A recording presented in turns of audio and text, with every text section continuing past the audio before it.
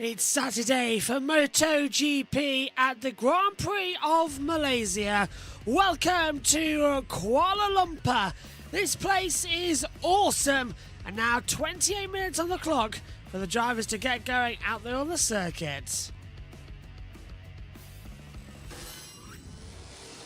Good morning everybody and welcome to Malaysia. We're underway then for the second free practice session of the weekend.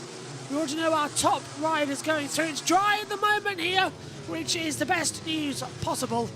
Let's see what we're going to get. Let's head over trackside and join our commentators over at TNT. Fight for the win because no one's got a huge advantage. Let's say your so-called favourites, your favourite should be Bez with the form from the last two rounds. He was off it yesterday, did not look comfortable. Well, he's had some Fridays like that, hasn't he? Yeah, he has. And in the last couple, it hasn't quite, you know, he's been on the money, whether it be from Lombok in Australia, you know, he's been there straight away.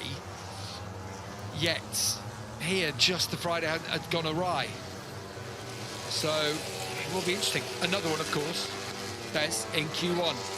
Somkhat Chandra, lots of support from across the border in Thailand here for Somkhat this weekend. And, yeah, he was ahead of the test riders in Salvador, Piro and Fernandez. 1.4 off, so no, not too bad on a long track here for Somkhat Chandra. Gets on with these conditions. I genuinely think it's one of those, Michael, where making the soft tyre last could be the key, actually, even on Sunday. Yeah, we've seen it before in the past, and the fact that Michelin have said the compounds are a little bit stiffer, they've got the same regular carcass and construction of the tyre, but the compound's stiffer. That could be a factor here on Sunday. You could make it go 20 laps. Obviously, that will be the race tyre. If it doesn't rain this afternoon, the soft, making it last. And then they'll understand better if it can go the distance. Although, already this morning, we've got Chandra and Mir out there with a medium rear tyre. Likewise, Aldeguer currently on one now. And the lap times haven't been hugely different between the soft and rear, but soft and medium rear tyres. But obviously, it is a feeling, it is a sensation thing, as Aldeguer laps in the 59-second range with it immediately. Yeah, and those top three riders all in the top four. There they are. The top four riders straight out into the 59s are the ones who are, two of them are going to be disappointed. Two of them are not going to go through into Q2. Which are the two that are then going to have the shot at changing their whole weekend around and battling at the front? Interesting, yeah, again, looking at this medium rear tyre. No one could get that medium rear under the 2-minute barrier. I know they didn't have that long on it yesterday. Yeah, essentially then, this is, we talk about, I tell you what though, Frankie Carcetti, the crew chief for being Aldeguer, he works on race setting, he works for a Sunday. What does that mean? Well, we've seen it actually now, the fact that he's out on a medium, there's not many riders using that. And if he can achieve the lap times he's doing right now on a medium, compared to everybody else on a soft, that means on Sunday he's got such an advantage. And then I'll go as far as to say is, if he even doesn't manage to get through to qualifying too, so qualify is way down, you're still in a situation where you're going to work your way forward. Because no one else, seemingly at this moment, I've heard people say, I'm not even looking at it now. It's not an option. Yeah. Until more rubber's down, and the question then is, rain. Is there going to be more rain? There's forecast rain later on this afternoon. Whether it comes or not, we don't know. It's so unpredictable. And then maybe some in the morning. Who knows? Who knows? Yeah, it's a real quandary we're in. These flyaway races, what do we say coming into them? They throw up strange situations. We have Pecco Bagnaia winning, let's not forget, back in Japan. And then in Australia and Indonesia has been nowhere. Yet again this weekend looked a bit more like his old self, and actually says he felt a lot happier after Friday. They just provide, I don't know why it is, because we only go to most other racetracks once a year. In fact, we come here more than we do. But I don't know why it is, but strange things happen. Yeah, it always throws up a few anomalies when we arrive to the flyaway leg of the season. Arriving, Motegi being the opener, it was obviously a surprise to see Pecco as dominant as he was, and then not back it up as he went through Indonesia and into Australia. But as he pits here, looking more like himself again here this morning. Bike still weaving for him yesterday, but last night seemed fairly pragmatic, although he's saying that the bike still doesn't feel like what he had pre-season here. Said it's still not feeling like my old bike. It's not feeling like it did pre-season, but I'll find a way to make it work. So yeah, I think work to do for Pecco in his garage. He's not alluding to us exactly what it is, but something's still not quite right for him. Tyre drop off as Ayogura picks his bike up from a crash at the end of turn one. It'll be a simple low side in that hard braking zone at the end of this straight where Fabio Quartararo heads into it. Tyre drop off with the soft tyres, little shake of the head there from Fabio Quartararo. Everyone's got it. Everyone's got it. It will be, in inverted commas, a slow race. People having to look after their tyre, otherwise it's going to chew up. Even in the sprint race. Even in the sprint, yeah, believe it or not, yeah. Here is Bez, of course, who has run out victorious in the last 2 sprint races. Pol Espargaro, again, making himself a nuisance, getting through. He's through to Q2 again.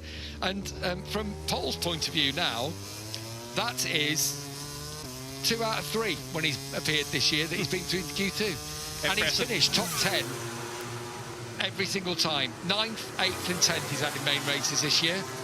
That, for a test rider who's standing in, of course, for Maverick Vinales in here, is pretty impressive, if you ask me. Yeah, quite the record. And obviously Pedro Acosta said, have we got the best test rider in the world? I think on these stats, you got to say he can come in and push this bike right at the very limit and deliver for KTM.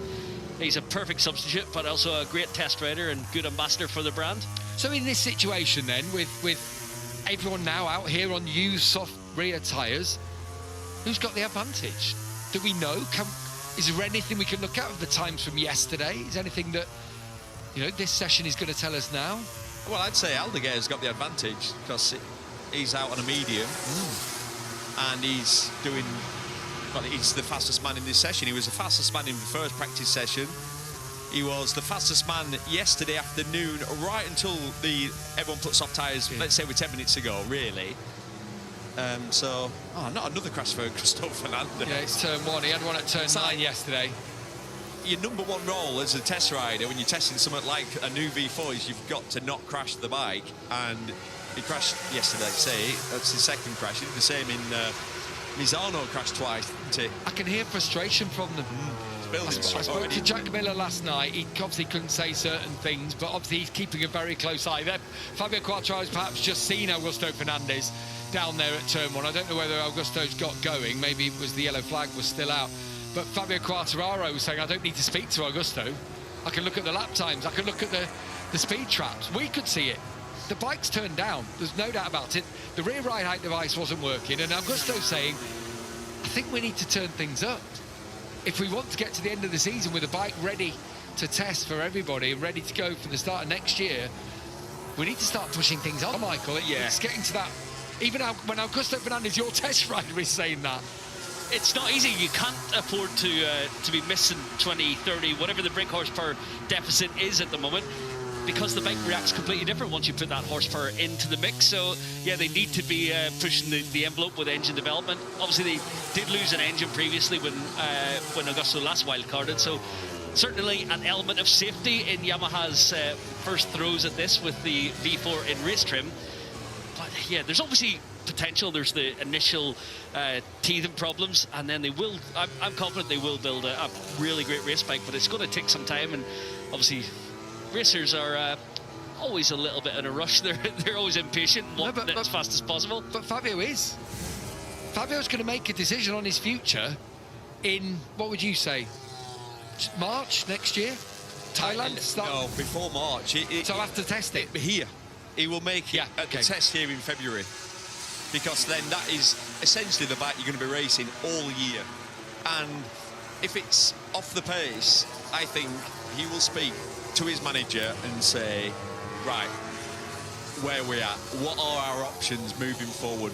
And because we know Fabio's clearly one of the A riders, one of the kingpins, he will have options. His manager will have already had the conversations, and I think he'll have already had them now. Now, absolutely now.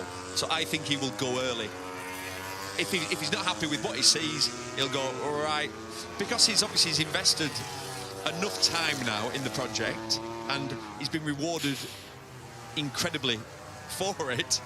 but he's still a young man, and he wants to be on a bike that gives him the chance to win races week in, week out, or at least his comments were fight for the podium every weekend, and almost at worst be a bad day, be a 5th place. Yeah. You can't blame him. No. I was at an event with Jack last night, and he said he's obviously tested the bike. He said it does things really well. It does what it's asked to do, which is pick up better out of the corner, use the rear wheel and braking. But he said we just need to test it at the full speed. And it's not there, is it, at the moment? Look at the speed trap time. So Augusto Fernandez, he is joint last through the speed trap, and he is 328 kilometres an hour. Pedro Acosta's fastest at 340. So it's like it's turned down 10%. And we know why that is. We've worked with enough Japanese manufacturers over the years to know they do not want a public blow-up. No. But unfortunately, they haven't got the luxury, have they? They haven't got the time. They've got to take a bit more of a risk. You feel like, I'm thinking back to when, I suppose Suzuki had a blow-up or two, didn't they, when they came back in? You know, they did that with Randy Lapunier. They did, didn't they? Those little testing at the end of the year. The end of the season of Valencia. You expect that if KTM were to do anything, or Aprilia publicly had them, lots of public issues, and you almost have to say, yeah, it's because it's a bike in development. Yeah, it's one of those things. Aprilia, you look back to them 3 years ago, and they were having technicals, having issues, blow-ups, and now they've got, well, a bike that's as fast as anything in the speed traps, but also efficient and durable as well, because they've only used 6 of the 8 engines so far this season. So arguably their development rate has been ultra impressive. They've gone through the throes of the initial breakdowns, and Yamaha are going to have to deal with a few of those as well. iDirect having a little bit of fun there with Gigi Dall'Igna down in the garage. Yeah, and Bagnaia obviously just got fastest. He's got a soft in the front, soft in the rear, which the majority have anyway. So that's probably going to be the sprint tyres, but looks good. And all it does is just confuse everyone even more. You know, we've talked about the 4, haven't we? And by that we mean Luca Marini, Pecco Bagnaia, Fermin Aldeguer, Marco Bezzecchi. Oh, Raul Fernandez, let's not forget as well. So actually there's 5 riders, aren't there, who might expect to be up there in Q2. Yeah. That was Bagnaia there. Just hands up. It's the hardest Q1 of the season. Yeah. With the riders in it. Yeah, because you've got Jack Miller, Mir, Espargaro, Rins inside that Q2 already. But then there's also a Brad Binder and Ea Bastianini. I'm not saying Brad's not a great qualifying, he didn't have a great day yesterday. But Bastianini goes well around this place. Yeah. Goes really well around this place. When we're battling with Bagnaia on the Grassini bike and winning out. You know, he can ride around here. So, and he's another one who will make a tyre last. Yeah, 9th and 10th of this session. Found something overnight, you would say, for the KTM boys, Binder and Bastianini, and both go good around here, as does the KTM in race trim. Yeah, it's going to be such a stacked Q1, and a lot hanging in the balance. Inside the top 12 is so crucial to be on those first 4 rows of the grid to have a proper fighting chance. So it was 23, wasn't it, that Bastianini won? It was his only win that year when he had all the injuries, wasn't it? It came from that crash early on in the season at Portimao. So, Quartararo back down pit lane. The worry again for Yamaha here is that even if Quartararo does an incredible job, gets himself up towards the sharp end, they are sitting ducks on the straight. There's 2 of them back to back, and they're out of slow corners. If they couldn't fight at Phillip Island, there's less chance, surely, of them doing battle here, of holding people off. Yeah, you would think so. That is going to be tough. Bernard Ancio just fits the little slot in the fairing where they start that engine.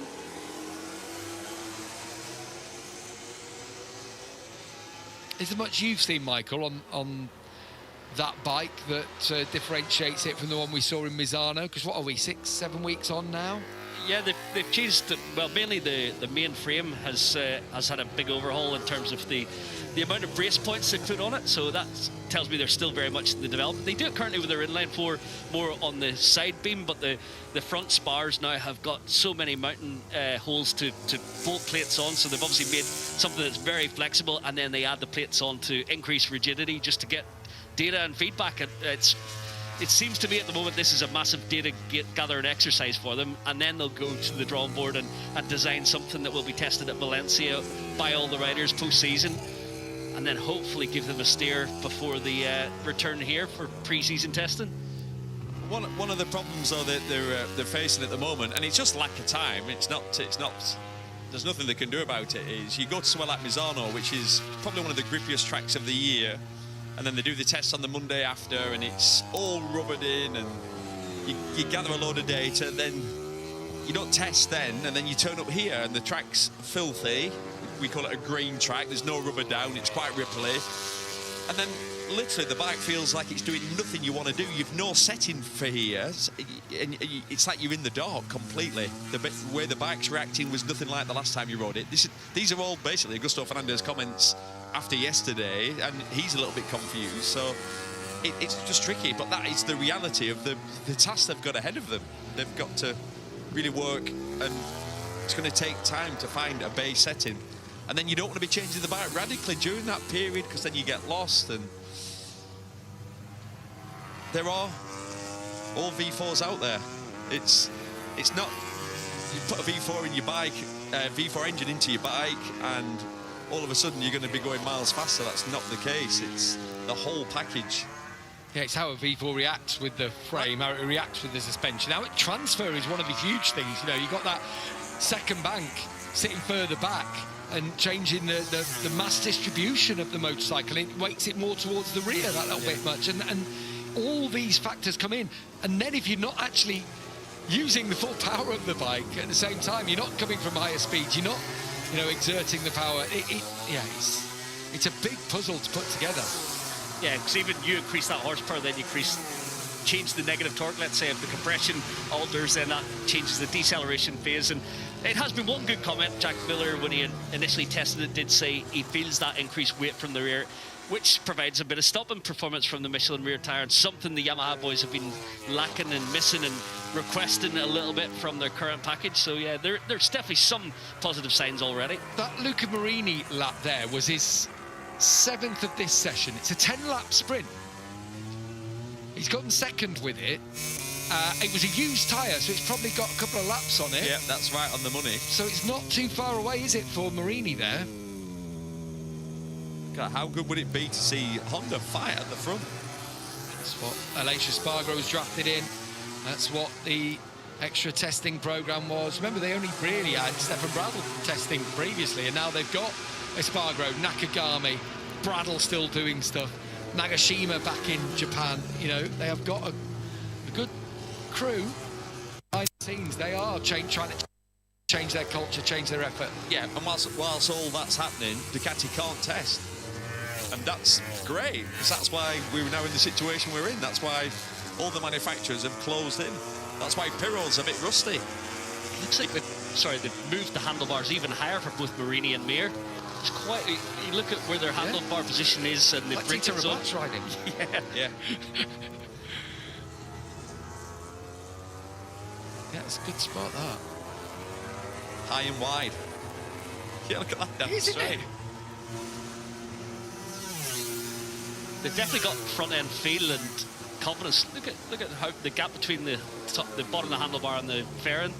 Obviously, it is cut away a little bit, which maybe is an optical illusion, but they're certainly quite high, stepped up.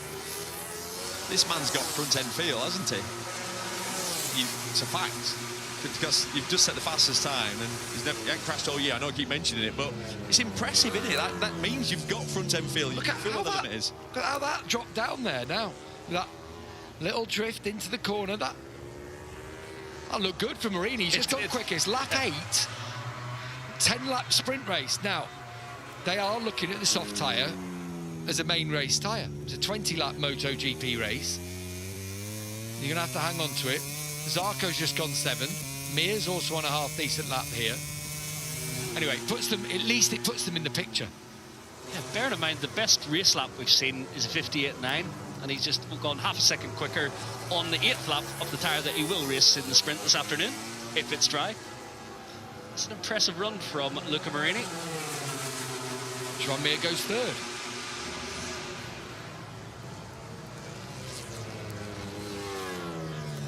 Slightly different way of going about it, down into turn 1, but equally as effective. A very late breaker, Joan Mir, that's been the hallmark of his career.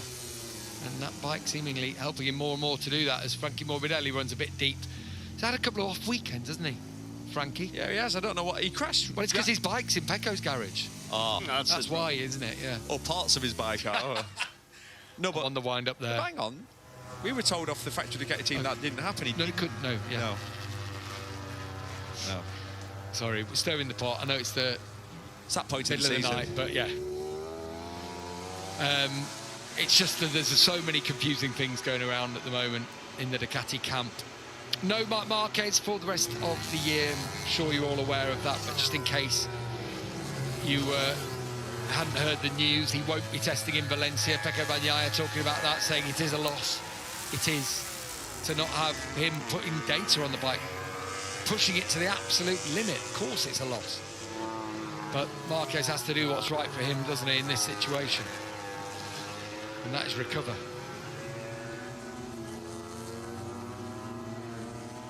Oliveira not far off. No. Only one corner to go now, and he's only a quarter of a second off. But this is the bit where the Yamahas... Yeah, this is the bit where they struggle, don't they? losing. And you have to really force it on the brakes and not be too greedy and then lose even more time. Be patient around that nasty last corner and then fire it out. How much you lost? An eternity. And it looked 11. clean, didn't it? It Yeah. didn't look bad. That's an inline 4 for you.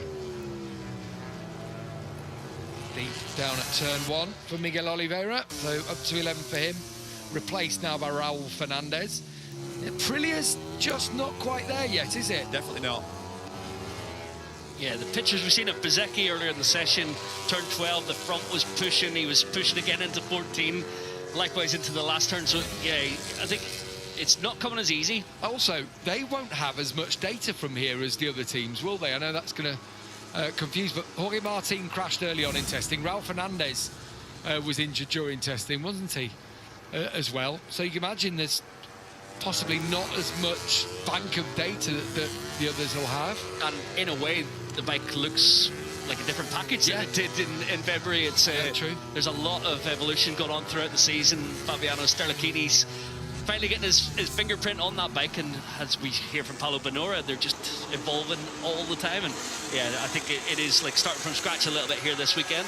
Interesting what you mentioned Sterlachini. Both Raul Fernandez and Bezzecchi talked about it in the press conference and talked about how essentially it wasn't a slight to anybody else, but when Fabiano talks to you, and he is a very personable fella, is Fabiano, but essentially what Bezzecchi and Raul Fernandez were saying, he doesn't talk to you like you're stupid if you don't necessarily understand the concept. He listens and he'll try and explain things in layman's terms and get things across to you, and he says it's rare for an engineer, and they were saying rare for an engineer to be like that. He is a personable character, is Fabiano. Well, he's been there and done that. Did he work with you in the day? Yeah, back in the day. Yeah, in Ducati, and he was always obviously brilliant. Then he was a much younger man, as was I. But he always had that warm personality. Yeah, which, and it's funny, back then he was quite junior with respect, and it's really interesting to see how he's grown throughout his career over the past 20 years. Yeah, obviously since Beans KTM, and then across into Aprilia as the engineer merry-go-round went on over the last couple of seasons. Yeah, their stock values have gone through the roof. The engineers, haven't they? Like your chief engineers. Yeah, your Max Bartolini's, Yeah. Romano Albeziano's. Yep. Yeah, their pay packet will have, I'm going to say, will have more than doubled. Probably way more than doubled. Would you agree? Yeah, I think so. I think obviously Gigi was the first one to once you seen that he got pinched for Aprilia, and then his his DNA went into the Ducati, and then obviously the results came with it. So everyone else, all the other factories started to look at doing the same, and people defected to other brands. But yeah, they've learned from Formula One. Exactly, yeah, part and parcel of the job there. I'll tell you what's nice now. So Fernandez, we're actually seeing him on camera. Where obviously previous rounds, like he's like currently sat in 11th. We would never normally be watching Raul Fernandez, and and rightly so we should be, because he was so impressive last time out. That looked deep there at turn 9. It's not coming easy, is it? No. That's what you can definitely see, and we saw it from this man from Marco Bezzecchi, the same. And it looked so easy the last 2 rounds for Bezzecchi. Every time you saw him on camera, it was wheels in line. He looked quicker than everybody else. When we just saw him earlier in this session, he looked like he was fighting the bike in every single corner. But that's surely all to do with the track surface as well. Yeah, I think so. Searching for that grip. Yeah, it's worn out, it's ripply. You went out last night? Went out last night on the BMW, and it was not good. I was shocked, actually. I was shocked. I'm like, wow, this surface is worn. It feels polished, ripply. 9 years old. Yeah. You get track temperatures well in excess of 50 degrees here, regular. It is used a lot.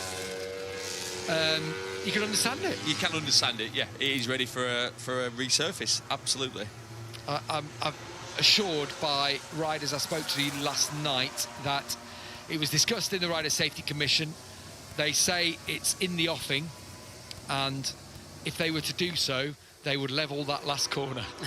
Get the road planer out. Yeah, get it cut down for being so negative, that camber in the final corner. They all absolutely detest it. Yeah, I think that's fairly unanimous. Certainly was designed with cars in mind, I believe. But yeah, it hasn't worked for bikes. No rider enjoys an off camber. It's so steep that what Jack was saying, he's touching parts of the aero body on the ground there. You can do if you come round in a certain angle. There's a bit where you can just clip the edge of the wing. You can hear it. It's great. Going around. Just what you need for your confidence. Yes, exactly. Right, so this is all now about preparing for qualifying.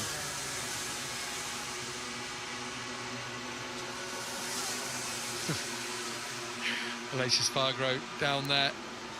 He's there with Matteo Baiocco alongside him, who, of course, they did a lot of work together in Aprilia. But you saw Bagnaya's coming early, and this is getting your head in the space to go out and put a fast lap in qualifying, because Bagnaia is up against Marini. That's first in this session, third for Bagnaia. You've also got Aldeguer is about to go in Q1. He's in 5th in this session. Bezzecchi is going in Q1. He's in 8th in this session.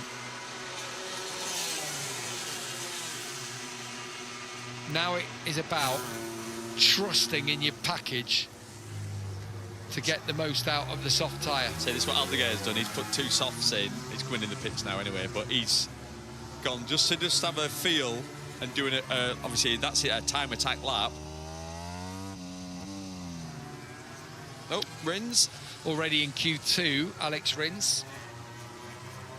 Tell you what, Rins has found some speed, hasn't he? Yeah. Ever since he appeared in Mandalika, and I thought, it's going to be, I think, a bit of a one-off, really. He doesn't seem to be the rider he was, but he backed it up with the speed in Phillip Island, and he's been fast here throughout the weekend, so that's really positive to see. We've seen that a lot from the Yamahas, because that's the weakness, isn't it? We've seen them run. So I've seen it with Quartararo a couple of times. Miller obviously had one yesterday like that. Rins has had one. Oliveira, we saw it down, and it's because that's one of the weak areas. They're trying to extract the most in that braking zone. The reality is, you come in, you look at the splits. Sector 4, that's where you're losing all your time. So you try and do all you can do as a rider, brake as deep as possible, gain back a 1/10 of a second into the last corner, and you just up the risk of getting it wrong, tucking the front on this off camber, or running on into the gravel. That was. It looked horrible. It looked horrible, didn't it? It looked like he lost the front at one point. I wonder if he just lost any time. A bit. Up to 13th for pole. Right, it's crunch time now. We're about to go qualifying. Nico Goyon down there. Who's the team boss inside? Tech 3.